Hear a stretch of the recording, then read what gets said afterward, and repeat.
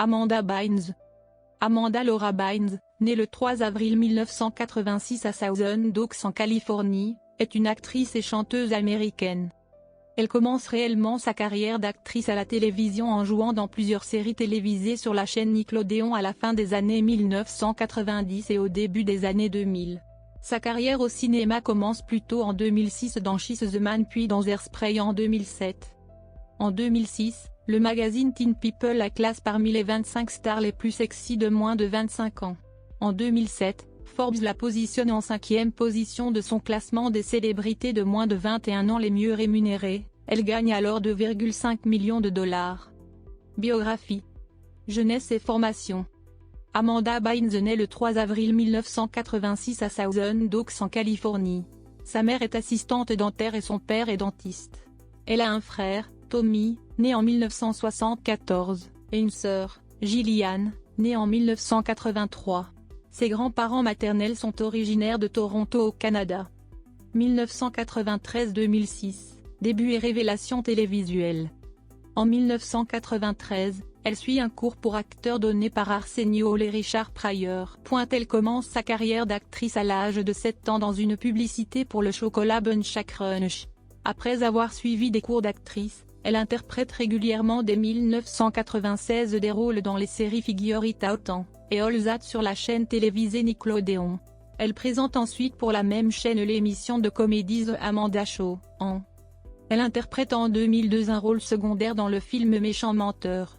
En 2003, elle décroche le rôle principal de Daphné dans un film au succès mitigé intitulé Ce dont rêvent les filles avec Colin Firth et Kelly Preston.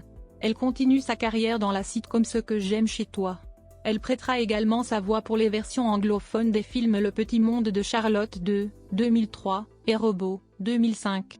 Elle interprète des rôles secondaires dans un épisode de Porte du cauchemar en tant que Danielle Warner et dans Arliss en tant que Crystal Dupree. En juillet 2003, Bynes fait la couverture du magazine Vanity Fair en compagnie d'autres jeunes célébrités comme Lindsay Lohan, Hilary Duff, Alexis Bledel, Raven Simone, Evan Rachel Wood, les sœurs Mary-Kate et Ashley Olsen et Mandy Moore. En 2006, Amanda Bynes décroche le rôle principal dans le film She's the Man aux côtés de l'actrice Laura Ramsey, une comédie basée sur le livre Twelfth Night de William Shakespeare. Elle y interprète une fille qui se déguise en son frère pour pouvoir rejoindre l'équipe masculine de football. Les producteurs ont d'abord pensé au chanteur Jesse McCartney pour tenir le rôle de son frère grâce à la ressemblance physique mais ce dernier était inaccessible. 2007-2010, percée au cinéma et arrêt de sa carrière. En 2007, elle apparaît ensuite sur les écrans de télévision dans la comédie romantique Amour à la dérive qui avait été tournée avant She's the Man mais qui avait pris plus de temps pour sortir. Elle joue ensuite dans le film Hairspray, une adaptation de la pièce musicale de théâtre de Broadway du même nom. Le tournage débute en 2006 à Toronto et sort en salle en juillet 2007.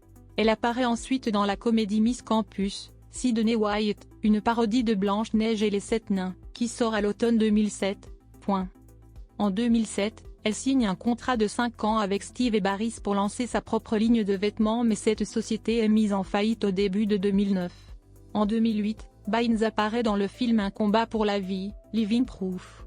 L'actrice interprète un rôle avec Emma Stone dans le film Easy qui est sorti en salle en septembre 2010.